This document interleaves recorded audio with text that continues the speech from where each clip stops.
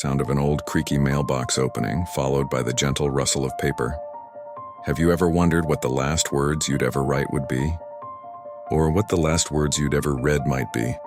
In our world of instant messages and disappearing stories, the idea of a final, permanent letter feels almost like something from a forgotten time.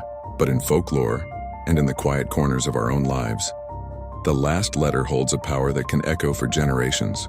Let's journey to the mythical village of Simbai. Legend tells of a wise elder, on the brink of passing from this world to the next.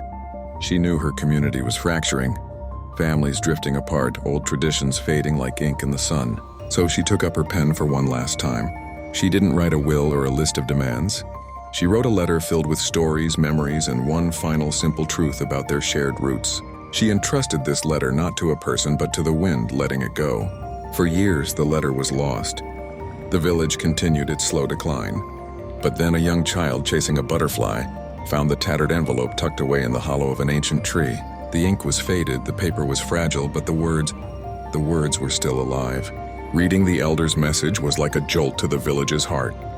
It reminded them of shared feasts, of ancestors they all descended from, of inside jokes and secret kindnesses. It reconnected brothers who hadn't spoken in years and healed rifts between families. That single lost letter didn't just tell a story, it rewrote their future. This isn't just an old tale. Think about it in our own lives.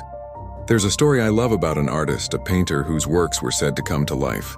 Her final masterpiece wasn't on a canvas. It was a huge mural on the town's main wall. She invited everyone in the community to add their own touch, to paint a symbol of their secret struggles and silent triumphs. A baker painted a tiny wilting flower to represent his failing business. A young woman painted a bird with a broken wing, symbolizing a lost love. As the mural grew, it became a living letter to the entire town.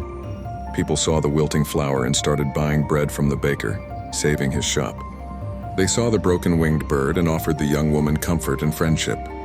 The mural became their collective last letter, a message of vulnerability and a plea for connection, answered by the community itself. So what does this all mean for us here now? Maybe the last letter isn't about a final goodbye. Maybe it's about the truths we need to share before it's too late. It's the apology you've been meaning to give, the I love you that's stuck in your throat.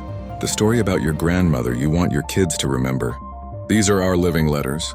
Don't let them get lost. Don't wait for them to be found in the hollow of a tree decades from now. Write them, speak them, paint them on the wall of your life.